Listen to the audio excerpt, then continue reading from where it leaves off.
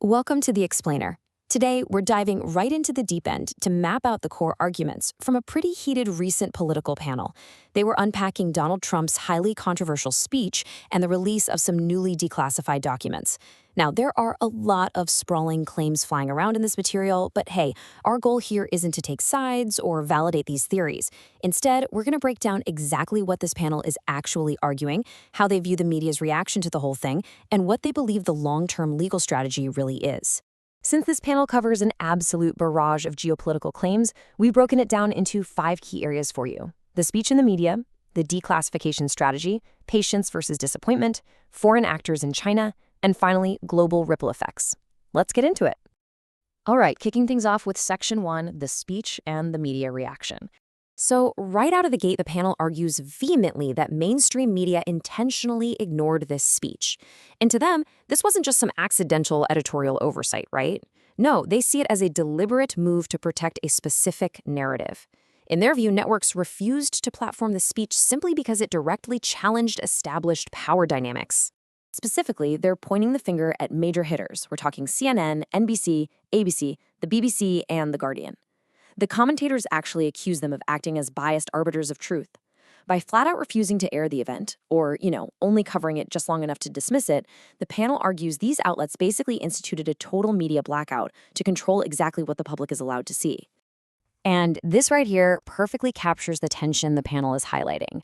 On one side of the coin, you have what the panel asserts are massive, earth-shattering revelations, allegedly detailing declassified evidence of election interference, including 287,000 illegal alien votes across 4 states. Think about that number for a second.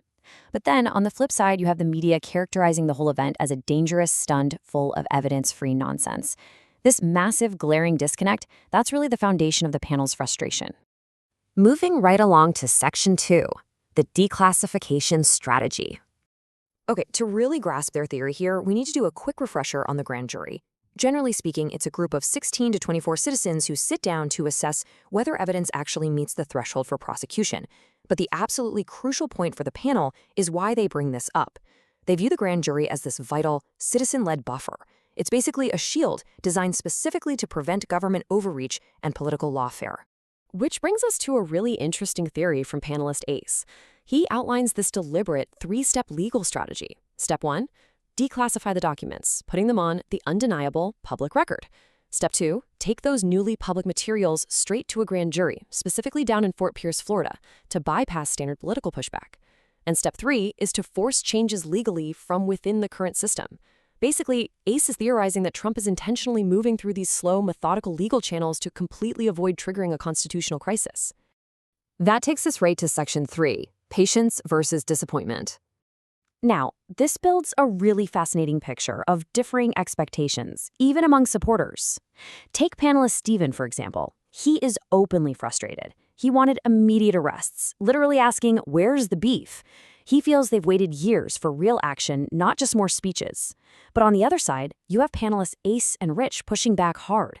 They are strictly prioritizing legal due process. For them, the real victory is that these claims are finally the official stance on the U.S. record, rather than just empty political rhetoric. To help bridge this gap, Rich brings up this fantastic analogy using his own background as a social worker. Think about it. A social worker might walk into a dangerous home and want to pull the kids out that very second, but they can't.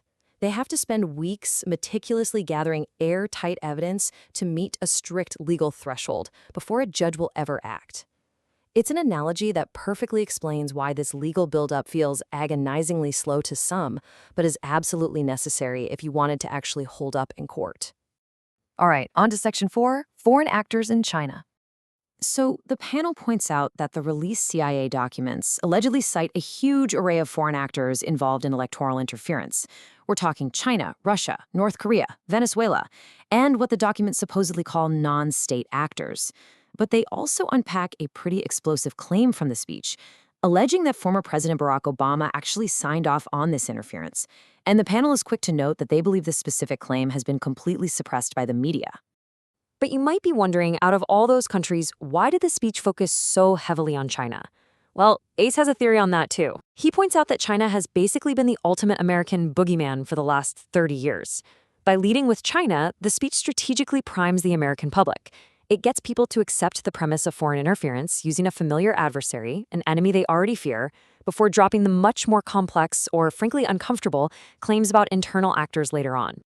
Finally, let's look at Section 5, Global Ripple Effects.